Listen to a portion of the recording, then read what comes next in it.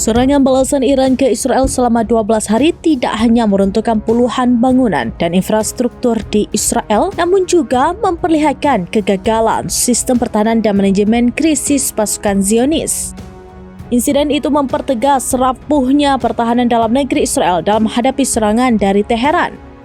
Dikutip dari Tasnim News pada Sabtu 5 Juli, ratusan ribu unit perumahan di Israel terbengkalai seusai serangan balasan rudal Iran. Sementara itu, media Israel melaporkan kerusakan militer dan keamanan Zionis terungkap jauh lebih besar. Mereka terang-terangan mengakui kekuatan rudal Iran telah melumpuhkan Tel Aviv menjadi tidak berdaya.